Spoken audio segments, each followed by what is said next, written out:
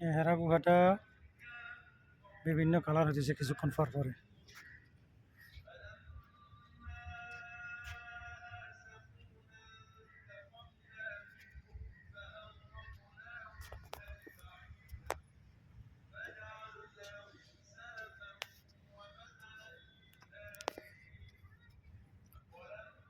গরম, অনেক গরম পড়তেছে, কিন্তু গরমের দিনে আসলাম।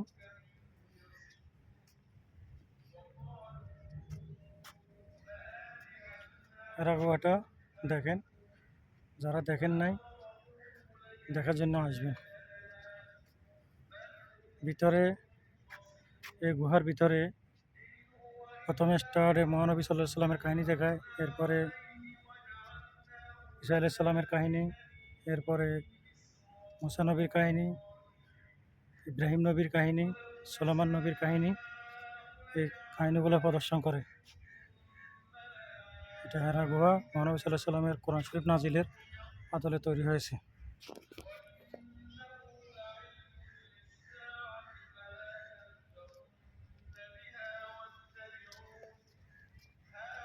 পার্কটার নামও দিছে কোরআনিক পার্ক, এই জন্য এটার নাম দিছে কোরআনিক পার্ক। খরচ তেমন বেশি না, এটা ভিতরে ঢুকতে হলে 5 টাকা 5 দিরহাম করে লাগে, আর গ্লাস হাউসে ঢুকতে 5 দিরহাম লাগে। আচ্ছা, ওইটাই।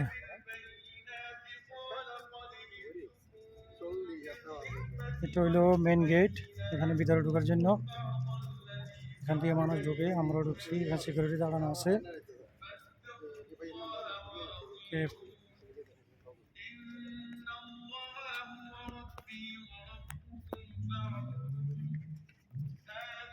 এখন বাইরে যেতেছি।